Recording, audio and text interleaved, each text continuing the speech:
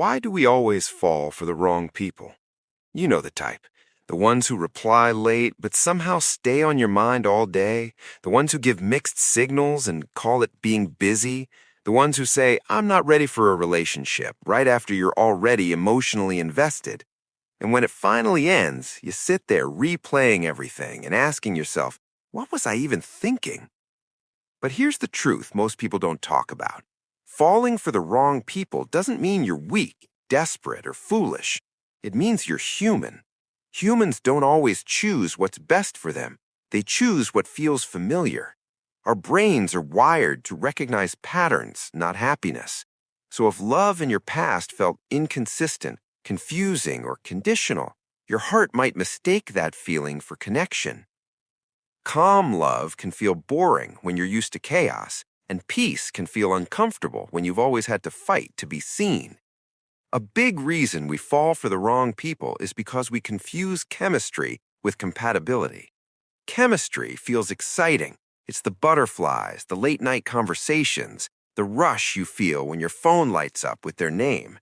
But here's the funny part. Those butterflies aren't always love.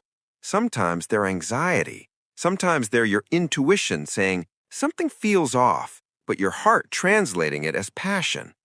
Compatibility, on the other hand, is quiet. It's someone who communicates clearly, shows up consistently, and doesn't leave you guessing. It's not dramatic. It doesn't keep you awake at night wondering where you stand. And because it doesn't trigger adrenaline, we think something is missing. What's missing is emotional turbulence. And when you've been trained to associate turbulence with love, peace feels suspicious. Then there's the habit of falling in love with potential instead of reality. We don't see the person as they are. We see who they could be. We imagine the future version of them, more mature, more caring, more committed. We tell ourselves they're not a bad person, just misunderstood, or that they've never been loved properly before. And suddenly love turns into a project. You're no longer just a partner. You're a motivator, a therapist, a fixer.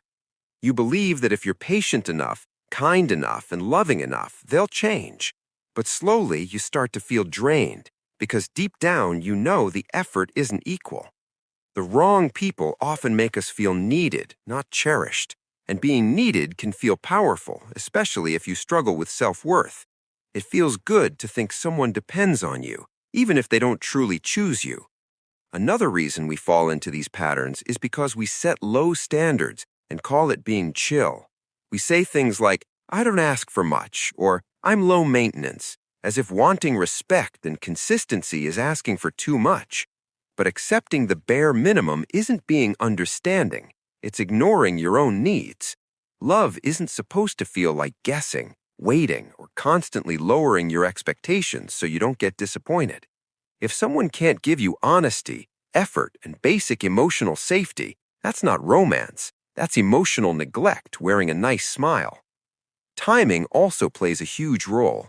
Sometimes the wrong person shows up at the exact moment you're lonely, healing, or tired of being alone. And loneliness has a way of making red flags look like decorations. You're not falling for who they truly are. You're falling for how they make you feel in that moment. Seen, wanted, distracted from your own emptiness. Late-night conversations hit harder when you're vulnerable, and attention feels deeper when you haven't had it in a while.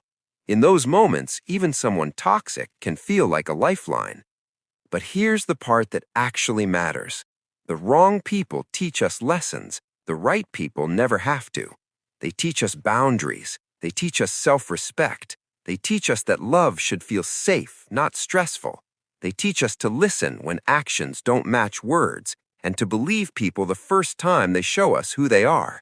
After enough heartbreak, something inside you starts to shift.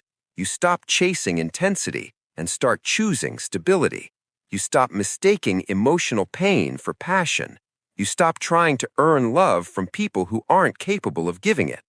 And then, one day, you meet someone different. Someone who doesn't confuse you, doesn't disappear, and doesn't make you feel anxious about where you stand. They don't make your heart race, they make it rest.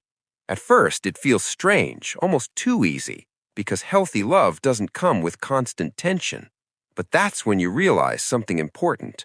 You didn't fall for the wrong people because you were broken. You fell because you were learning. And if you're still thinking about that one person you know wasn't right for you, that's okay. It just means you're growing. Growth doesn't always feel good, but it always leads you somewhere better.